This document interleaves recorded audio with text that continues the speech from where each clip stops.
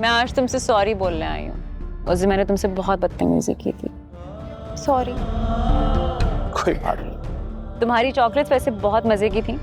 मैं और नायल सारी खा गए। हमने तुम्हें बहुत मिस किया।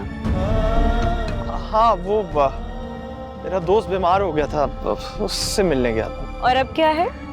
तुम्हारा दोस्त तो बिल्कुल ठीक है ना? अब क्या प्लान है? मैं और नायल मूवी देखने जा रहे हैं, हमारे साथ चलो। ऐसे क्या देख रहे हो? नहीं, मैं नहीं आऊंगा, तुम लोग जाओ। क्यों? नायल ने भी कहा है कि तुम साथ चलो, तुम्हें क्या मसला है? नहीं, वो दोस्त बीमार है ना, वो उसी से मिलने जाऊंगा। पारिक तरीन लोग इस तरह के बहाने करते हैं। मुझे बताओ मसला क्या है? कामी? ये कोई मसला नहीं है, मैं यही बता रहा हूँ कि वो बीमार है, उससे मिलने जाना। कामी, ठीक है बेटा, डर खा लो तुम मुझे, कोई बात नहीं। कुछ शर्म करके मुझे चाय तो पिला दो, कितने दिनों बाद तुम्हारे घर आई हूँ। सॉरी, मैं लेके आता। आंटी से कहना पकोड़े भी भेज दे, बारिश का मौसम हो रहा है। लाता हूँ। कुछ तो है, उगलवा लूंगी मैं। मुझे अच्छा नहीं लगता था, लेकिन मैं खुश होने की कोशिश करने लगा था।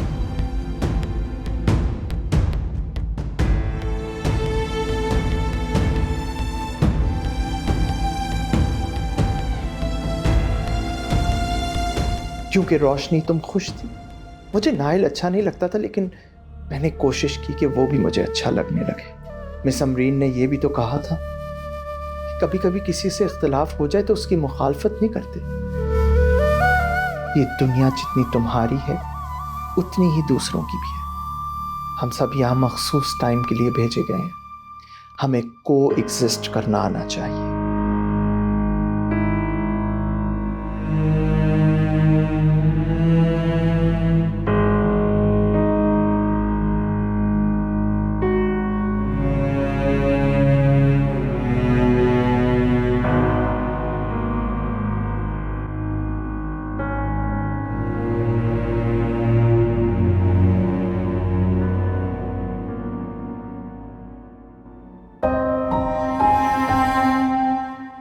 वो तुम?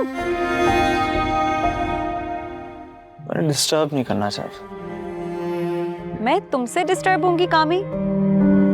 ये तुम कब से सोचने लग गए हो? पागल हो गए हो? अब तो तुम मुझे कॉल भी नहीं करते यार।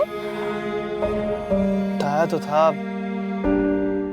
बिजी होता हूँ। फारिग तरीन लोगों का बहाना होता है ये। कामी, सच सच बताओ क्या मसला है? सच बताओ। हाँ।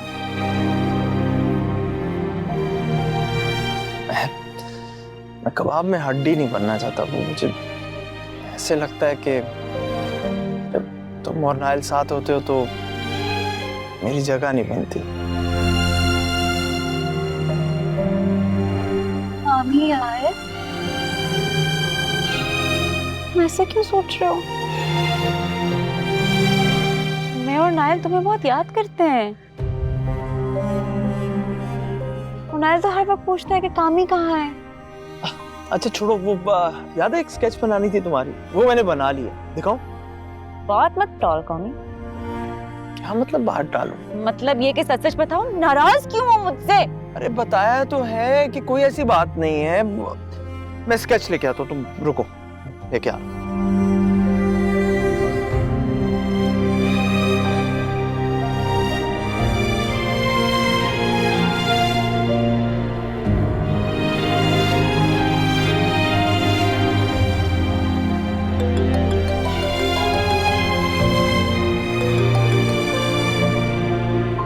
हेलो।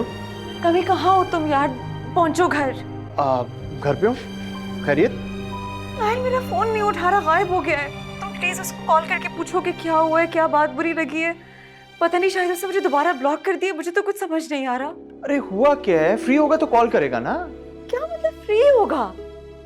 उसको तो सब कुछ छोड़ के मुझसे बात करनी चाहिए। अब मुझे टाइम लेना पड़ेगा उससे बात करने के लिए? ये क्या तरीका है? रोशनी, अगर वो तुमसे बात नहीं कर रहा तो मेरी कॉल क्यों उठाएगा वो?